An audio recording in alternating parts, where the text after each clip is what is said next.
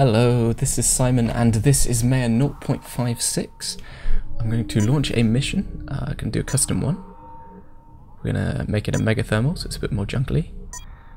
Turn down the flora and fauna density, leave the tectonic activity. I'm going to pick some relatively useful colonists based on their skills. I think K. Smith will do. Right, so there's a lot of changes in this build. First of all, we're going to place our workshop. I'm going to place our workshop table. And you may notice that when you're cycling through objects now, you get a list of every item and what number you can press to get that item quickly. That speeds things up. You also notice that when you're placing items, nearby objects show their interaction points, so you don't have to worry about blocking other objects, as it won't let you know. So while we wait for them to build that, we're going to grab our imp. Let's go into first person. And we want to dig out a new area. We'll do this manually because it's a bit quicker, because we can sprint as the imp. And, oh, I've lost my bearings.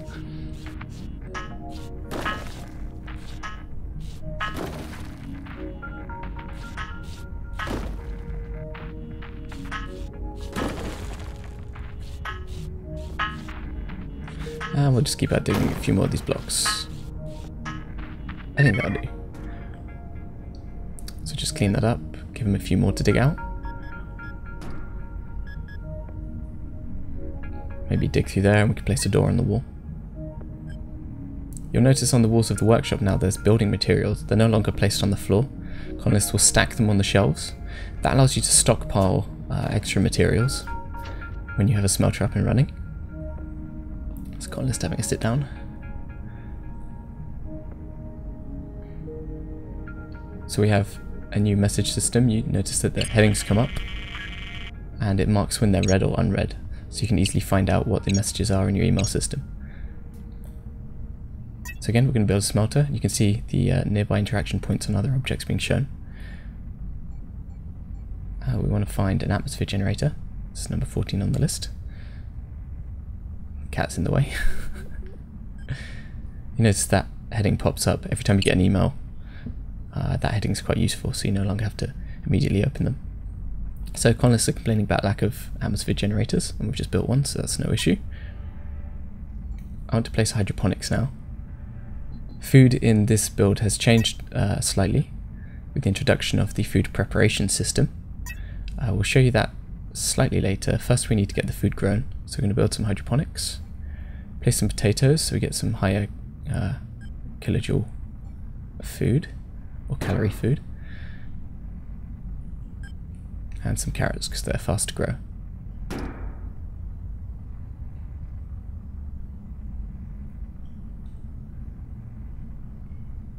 So our smelter's up and running. The colonists will sometimes use it. Sometimes you have to start it off yourself. If you start it off yourself, you're more likely to build up an excess, so you can start stockpiling extra materials. So generating about 2000 watts of energy. We've got 14 seconds to the new lander can come down, so you can call down some new colonists. There we go, smelter's complete. Just waiting. And there we go. So there's the flares from the last update, showing where the lander's going to land. And let's find the base so we can see how far it's got to go. Not particularly bad. Bit of a trek.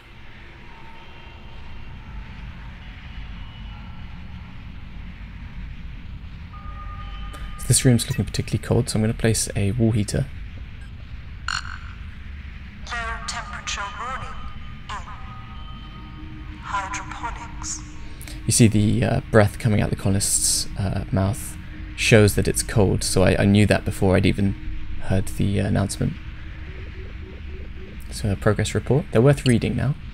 So while I enjoyed sleeping in zero gravity, I'm looking forward to a proper bed. So we need to build a living area. We could do with a slightly large area. Notice the imp there's picked up the fossil. Before they'd only take them to the research room. Now if you don't have a research room, they take them to the storage room. And that alleviates the issues of fossils being stuck around your base and waiting to be destroyed or stored. You can see that that wall that was covered in building materials, so they've already started stockpiling them a bit. I'm going to dig out this bit bigger so we can get that living area. The plants will grow, but we need light to speed that up. So a single work light will do there. And the workshop's reasonably warm. And running the smelter will actually warm it up quite a lot more. So I want to build a nanoscale 3D printer so we can get some more imps on the go. As you can see, I just rotated it with R and T. Although you can still click and drag to rotate. So that's a solar event which has happened, and that's electromotive forces taking out a power grid. Yep, as you can see. So we had a warning about that. We should have heeded it. Low temperature warning in hydroponics.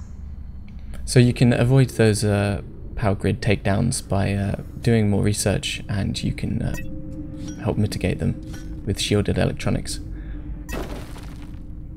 However, we need to get our base up and running before we can do research.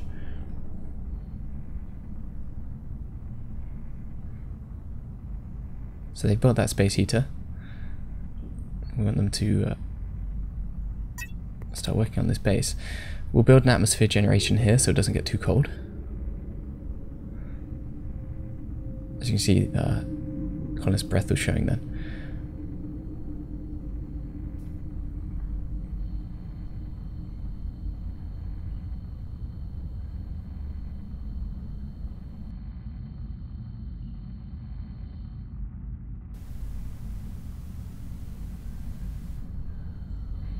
So that colonist was shaking from cold, so she's got a slight case of hypothermia.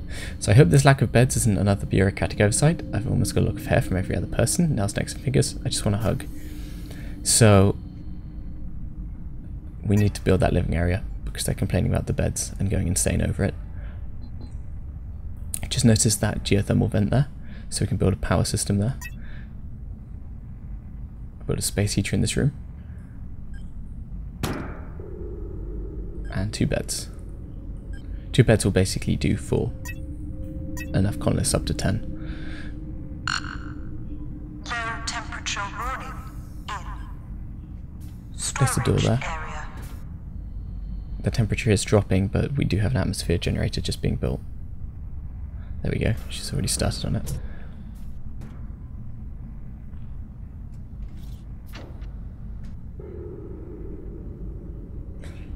So you notice that there are a lot of small issues that have just been ironed out in this build.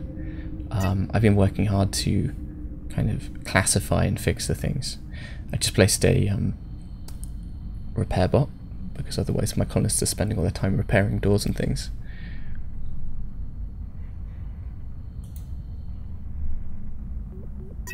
And we've got to place a second door on there. So getting more solar event warnings, which is a bit of a pain, especially for a demo video, but never mind. And you see we're kind of just pushing the edge of the demands of the power, so once one of those wall heaters goes up, we're actually going to be at a deficit. So that person's complaining about having to eat rations, and that's where our new food preparation systems are coming. We're going to prioritize that door by double-clicking it. Might as well start the smelter again because it'll warm up the base. And the nanoscale 3D printer so we can get more robots.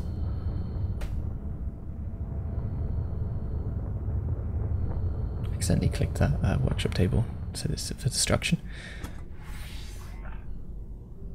Low temperature warning in living area.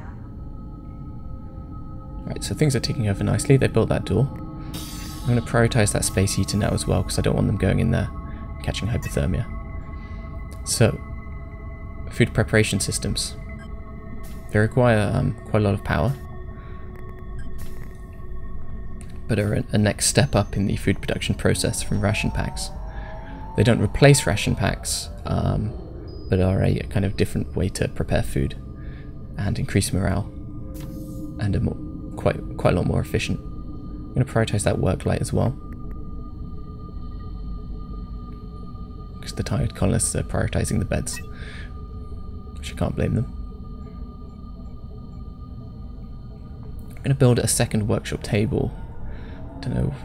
Okay, over here will probably be the best because it's not going to block the doorways or anything. Flow through the rooms is quite an important consideration when your base starts getting quite large. I'm going to find my robot and take him outside. If I can remember which one I'm going. There we go. And I want to build basically a wall just to block off the entrance of my base and my power systems. This will stop plants growing right up to my base and also block the creatures if any of them come nearby. Low temperature warning in living area. Although with the flora and fauna set low, that's less of an issue in this base. Right, so that should block them off.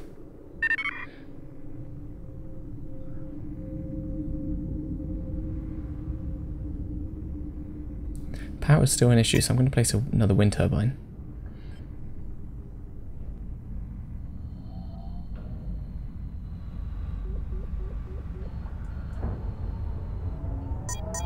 Oh, an empty email. That's a bit passive aggressive.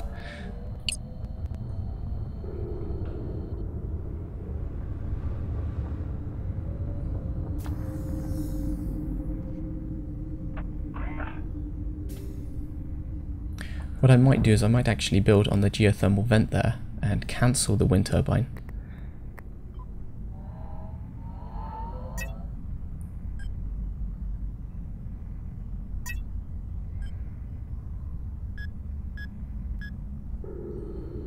As that will be much quicker to build and easier to maintain since it's in my base.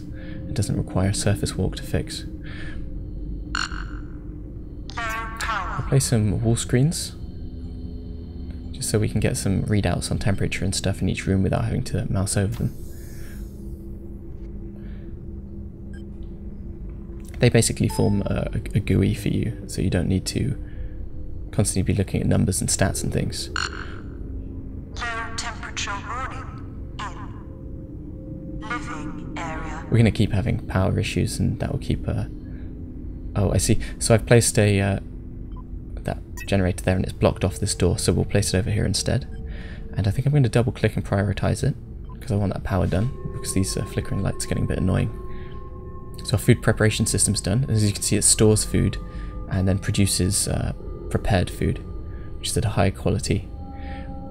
Colonists can still eat straight off the trees and just eat raw chicken. However, in the next build we have a medical update, so that will actually cause them to get sick, and it'll be less efficient. That person's just being a bit psychotic. As you can see, our demand's actually way over our generation currently. It's causing those brownouts.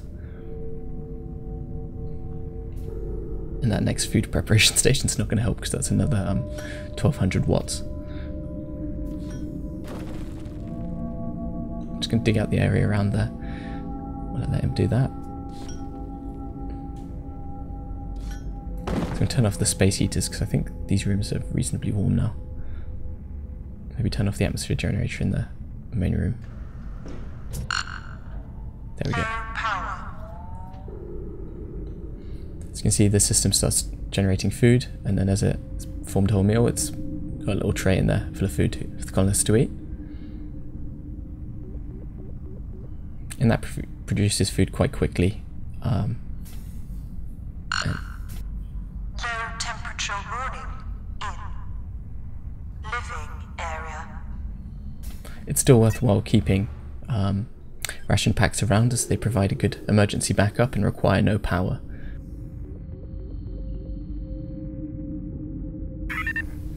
Let's grab one of these imps.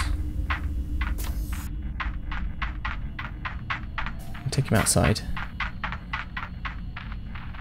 and destroy some of these plants. Oops, wrong mode. So I've just dropped the contents of my inventory. And the plants are too small for me to destroy. What I can do is I can right click them, and the imp will uproot them himself.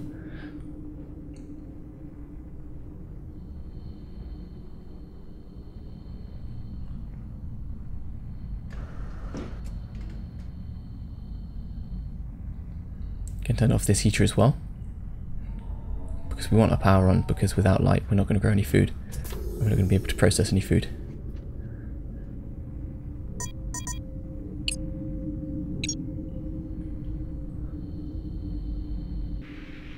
So we've got new colonists come down.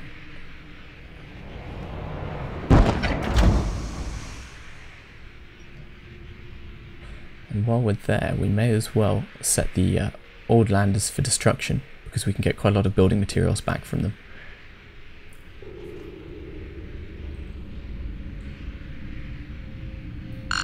So our wall screens are built, or one of them is. Storage area. I'm going to turn some of these things back on now. Oh, no, I'm not.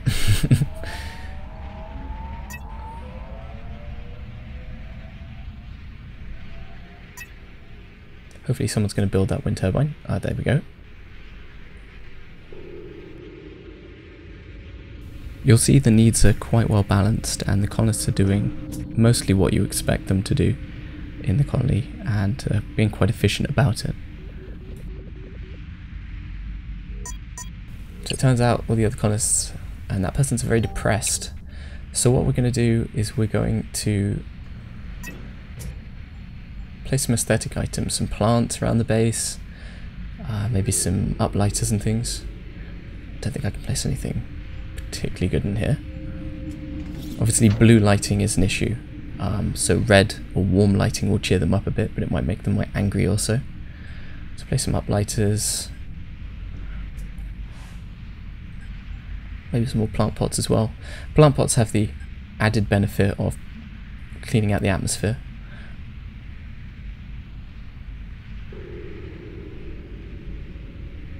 What I might do is I might just place a work light in here.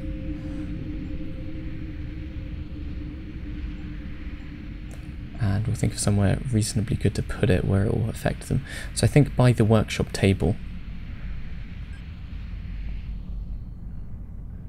Low temperature warning in.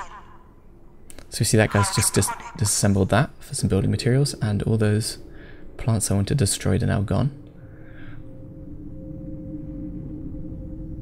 Set the smelter going again.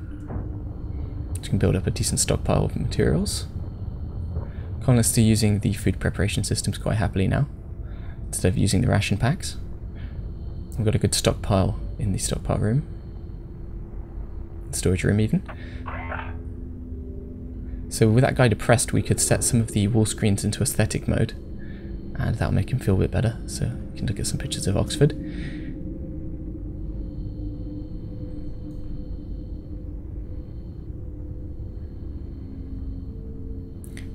So now to get the base kind of expanding, start looking at some new materials and things, we'll want to get some research going.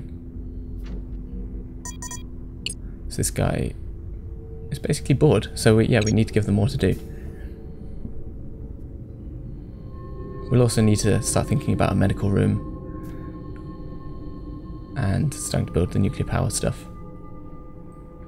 In the next build, the medical system is going to be much more complex. And will be required earlier on in the game, as there'll be several types of new sicknesses. We'll build some more plants as we have new colonists.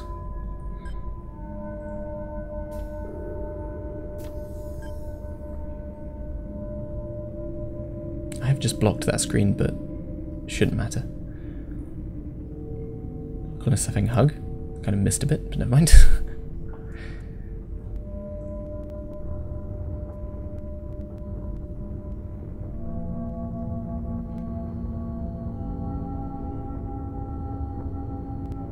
So we have an earthquake event warning, which is, I think, the first we've had.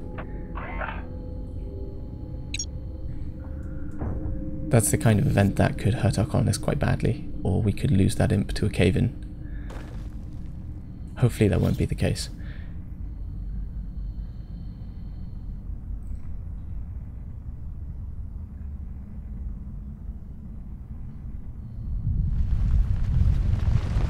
They get the colonists reacting to it. to check to see if any of them form a limp. No, they all look fine.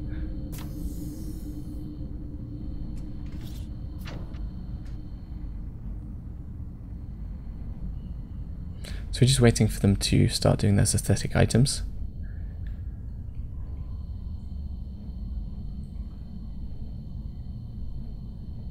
There we go, so that woman down there started building one of the trees. Aesthetic items usually have quite a low priority, so they can take quite a while to get built. But much better that they take a while to get built than your colonists starve to death or die of fatigue, rather than doing that. So we have some space here, so we can start building our research lab.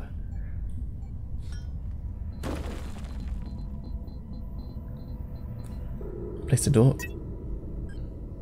We need a terminal computer to do the research and some tape storage drives to store the research perks.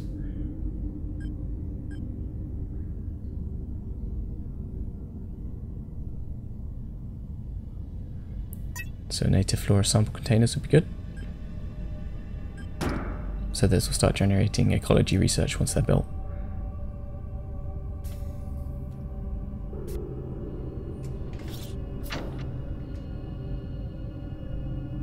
So we've got both those little plants growing there. They'll take a while.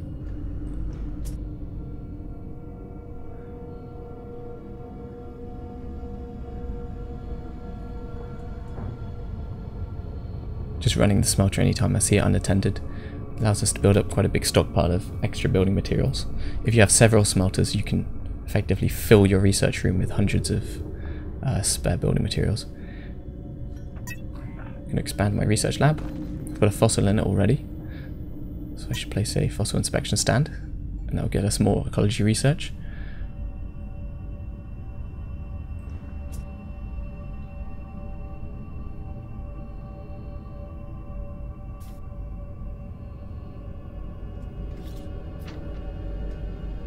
So I can double click the work light to prioritize it.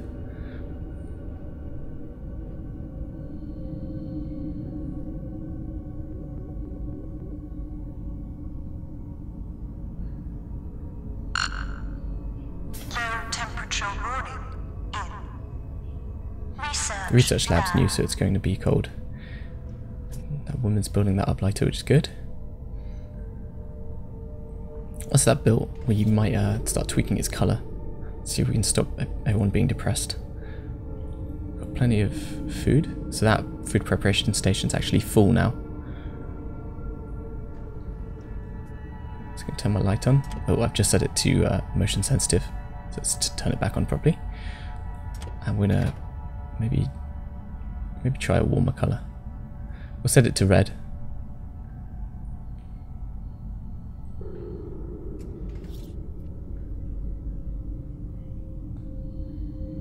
That work light's being built now, since the prioritization was set in.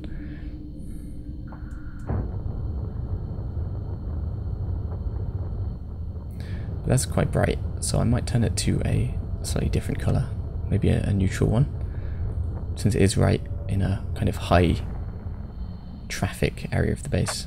As you can see the little handprints on the microwave smelter now the light's on. So I'm going to leave it here. This is Maia 0.56. As you can see, we've kind of fixed a lot of the small bits of friction in the game that were kind of causing issues, causing bugs. We've killed all the crashes.